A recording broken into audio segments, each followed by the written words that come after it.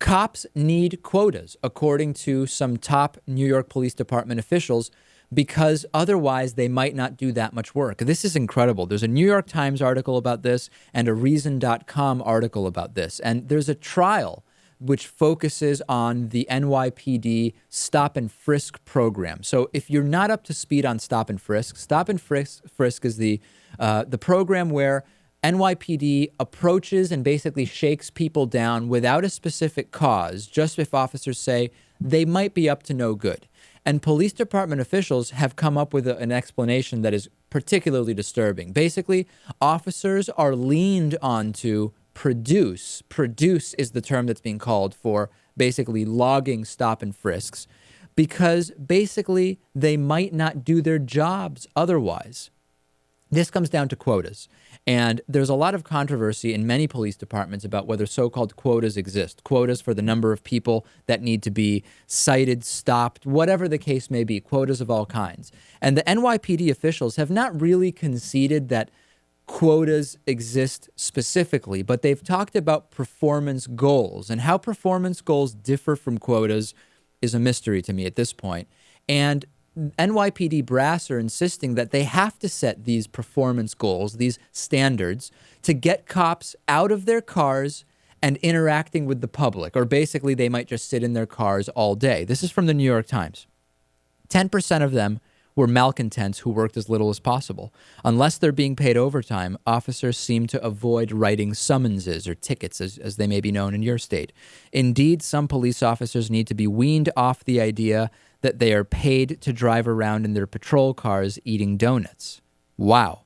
And these sentiments came not from critics of the department, but from police commanders and from city lawyers. And a lot of complaints that cops on overtime or not on overtime or whatever their case may be sometimes just don't want to get out of their cars. And therefore, the quotas are in place not to target innocent people per se, but simply because the cops aren't going to get out of their cars and do stuff. Now, I have mixed feelings about this, right?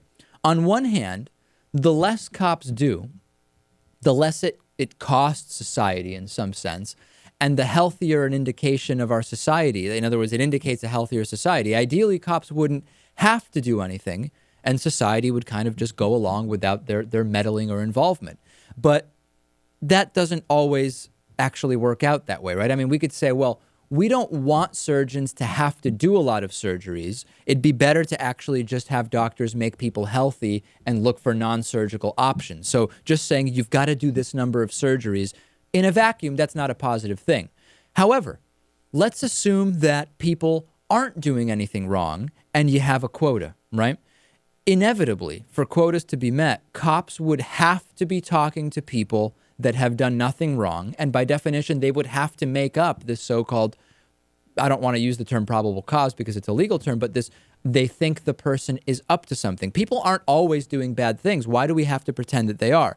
And further, if you have quotas in all parts of the city, presumably the quotas would be tailored to the actual activity in that part of New York City. But putting that aside for a second, you actually would have a situation where officers are patrolling a specific area with a quota or a performance goal, as it's being called, even though we know that there really is no evidence that that number of infractions is taking place. This seems like a huge problem to me, Natan.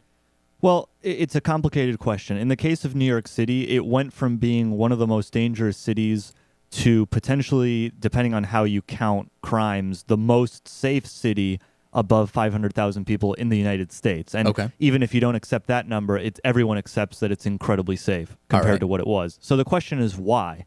A lot of experts have come up with different theories. One is, everything from more police, cleaning up the streets, gentrification, which is sort of like a totally separate process from policing. Some people have drawn a comparison to Roe versus Wade being decided in 1973 and actually less poor people being born in New York City. This is a very controversial hypothesis. Yeah. But what I'm saying is few people would, negate the fact that police had something to do with it. There was a crack epidemic. So the idea that stop and frisk could be a problem, but when you talk about these quotas, it really probably does reduce crime. Now, is it possible that you're also going to have a lot of innocent people being stopped for no reason as a consequence? Maybe. But I don't think that you can argue that this doesn't help a situation where there are crimes being committed, and without quotas, cops might let a lot of them slide. So this really brings up the question of how much, this isn't really privacy, but how much lack of, I don't even know what to call it, how much police involvement in your life are you willing to accept for some additional unit of security? And that's ultimately always the conversation that ends up coming up when we talk about Patriot Act, when we talk about whatever the case may be, droning, anything that people have a problem with if it applies to them, but overall think that there's a positive effect. How much are you willing to tolerate for some gain? And it's different for everybody. That's right. And also, just to draw a parallel, this is an NYPD story, but a lot of people after the Boston bombings a couple weeks ago have talked very negatively about the Boston police and the lockdown on that Friday, the night or the day before they finally caught the surviving suspect. And, I just think this is sort of the height of hypocrisy. When this happens, not only does, strict policing actually help to catch the person, but it also calms people down that something is being done.